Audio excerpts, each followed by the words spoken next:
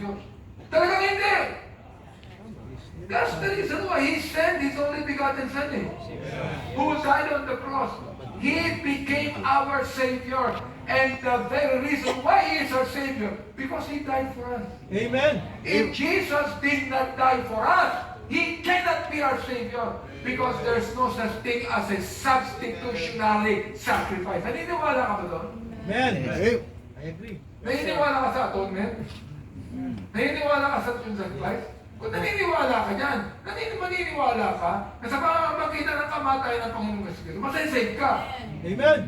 Eh kung halimbawa, tinanggihan ng Panginoon niya, yung prayer niya sa John 17, Lord God, may this cup pass from me. Di ba? Halimbawa, sinabi ng Diyos Ama, okay, sige. Hindi ka lang mamamatay. Wala tayong kaligtasan. Correct. Hello? Pero ano sabi ng Panginoon sa Kristo? Nevertheless, thy will be done. Ano He died? Kailangan maintindihan ko ng mga young pastors natin. Tinira ako. Tinawag pa akong dumb fool.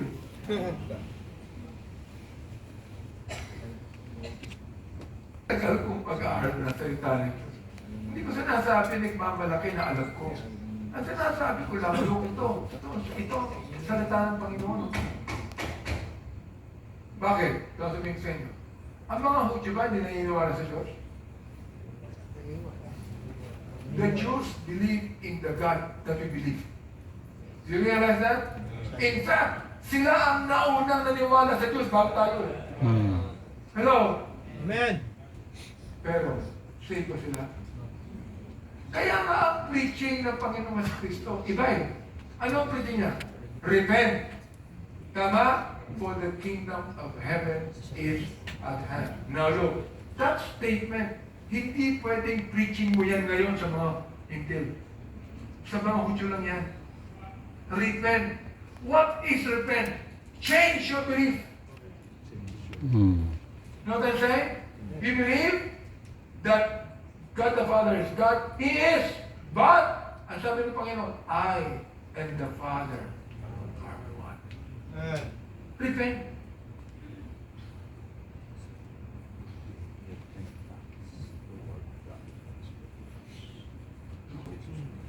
Malalim. Nakalawa ba ako? Kinakailangan makita niyo. Now, look, kaya don't let the whole world know because look, when God chose Apostle Paul to be the apostle to the Gentiles, God is telling us that salvation is not only of the Jews. Salvation is for everyone that believes. Okay. Hello? Amen.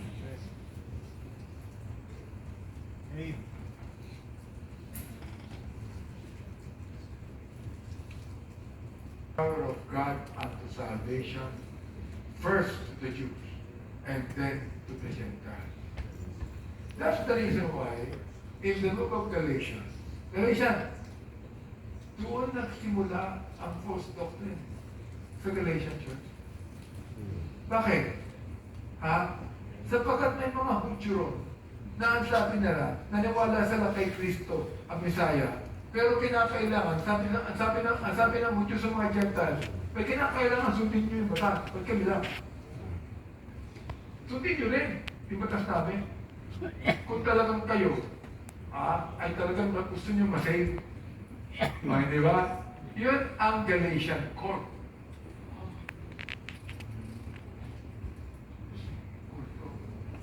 Oh, saan ba nagsimula ang court, mga kapatid? Sa Baptist Church nagsimula ang court. Nakalawa niyo ba yan? Hindi nagsimula ang court sa kulto. Nagsimula ang court sa totoo. Baptist. Apostasy. Kaya, ito, sana hindi kayo magbago. Amen. Sana Amen. kung sabi ng Bible, may napapanimulaan. Amen. Sapagkat ka, babago the devil will try hard to change your mind. Mind yan. Gagawin yun yung devil. That's the reason why most churches today, BBF tayo eh. Di ba? Yung unang-unang missionary, kung saan tayo naligtas, BBF yan, Lucas. Sasabihin ko sa inyo. Alright. 1948, nagpunta si Frank Hogi dito. But Frank Hogi was not sent by a BBF church. Frank Hogi was sent by a church that is a member of the World Baptist Fellowship, not BBF. That's why when Frank Hogi came here, he came out of the World Baptist Fellowship, not the Baptist Bible Fellowship. Why? Because the Baptist Bible Fellowship was only started in 1950 when Bishop Vic separated from J. Frank Norris. Kasi dalawa ang church ni J. Frank Norris. Yung una sa Fort Worth, yung pangalawa sa Detroit, Michigan. Dalawa yun. And both of them are growing. Alright? Ang assistant pastor ni J. Frank Norris, si Bishop Vic, saan siya? He was in the church in Detroit, Michigan. In 1950, with the help of other men like Zimmerman, mga kaibigan ko lahat yan eh, they started in the Texas Hotel, they started the Baptist Bible Fellowship.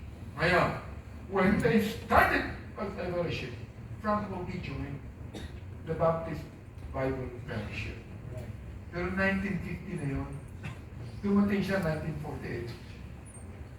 Nakuha niya? Alam niyo, halos lahat ng mga BBF churches dito, alam ko kung sino ang nagsimula.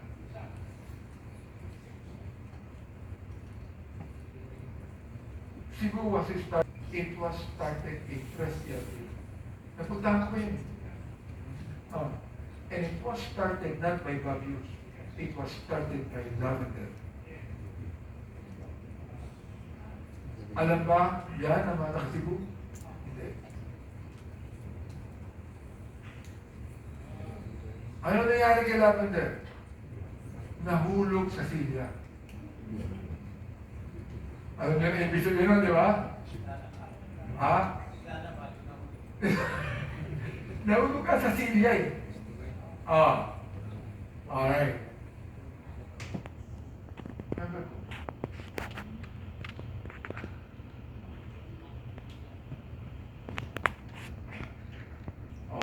Tapos sabi, hindi ko nga alam.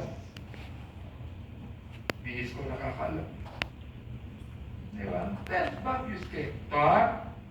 Sana sa isa Babius. Baptist Bible Church Santa Mesa, kung saan ako nasave. Sino ang unang pinaka-close sa kanyang Pilipino pastor? Tatay ko. Kaya ang unang-unang pastor na in-offer niya na magpastor sa Katipunan, father ko. Ano sabi ni Frank Hogi? Don't you ever get my preacher boy. Kung natuloy yun, masaya kami. Kasi muna kami, di ba? Pero sinabi ni Frank Hogi, kay Babius, don't you ever get my preacher boy. Alam niyo na tatay ko, very obedient yan, di ba? Bakit na nagpakuha? Kaya sa Maynila pa rin kami. Pero hindi siya nabigyan ng pagkakataon magpastor. Bakit? Sapagkat sa Santa Mesa, meron sa constitutional bylaws doon na hindi pwedeng magpastor ang Pilipino. Can you imagine? A constitutional bylaws of a church in the Philippines says that the Filipino pastor cannot pastor the church. Binago na ngayon. Kaya ngayon, Filipino na ang pastor. Pero hawak na ano? Kano?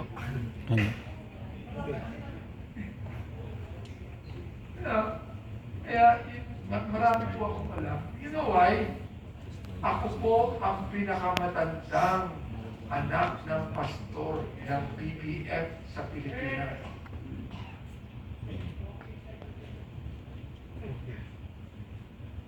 Ako.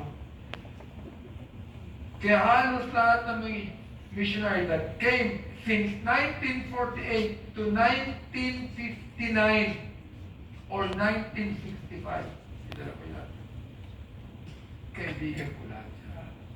At alam ko kung saan nagpupunta yung mga yan.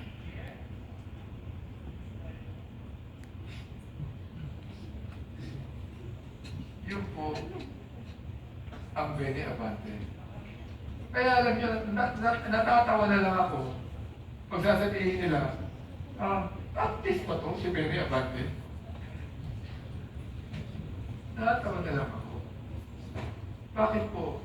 Because the Abante family has more than 60 years of being Baptist. More than 60 years. See that? Oo.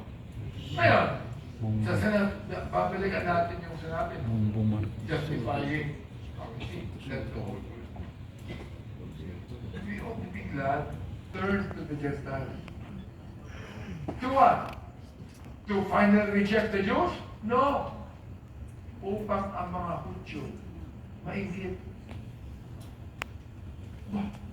Tinanggap ng Gentiles ang gospel.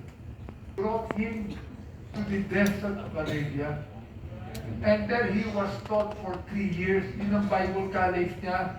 That's the reason why ang Bible college natin nagsimula ng 3 taon lang.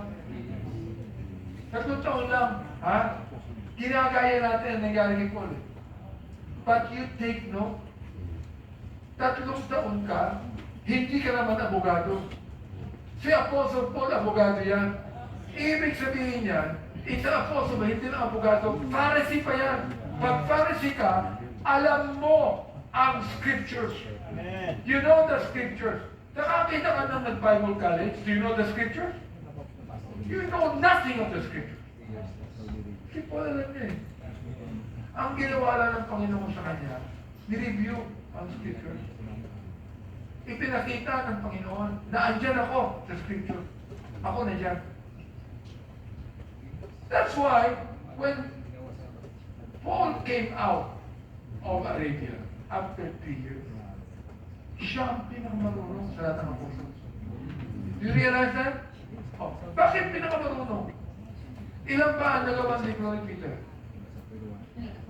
Ha? 2 lang eh. Ilan ba ang nagawang libro ni John? 5. Ha? 5. Ilan ang ginawang libro ni Paul? Sabihin ako.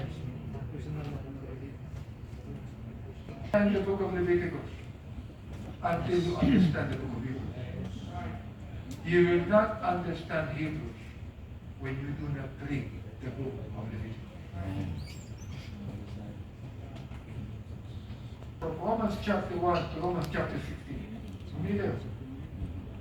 For you to understand what the book of Romans is. Why? Because the books of the Apostle Paul, what Apostle Paul wrote, were the hardest to understand. Why? Because Paul was a lawyer. Have you heard the interview that we made today with Atty. Lorna Capuna? Narinig ba? Sana yung pinarinig nyo? Sana yung buo pinarinig nyo? O, ano sabi sa akin ni Capuna? Atty. Lorna Capuna. Talagang itong si Congressman Abante, Islam dunk ako eh. Islam dunk. Paborito ko ito eh. Doon dapat magpaliwanag eh. Why? Because sinabi ko sa Kongreso, I believe in 2 constitutions. First, the human constitution, which is the constitution of the Philippines. Second, the divine constitution. That is the word of God.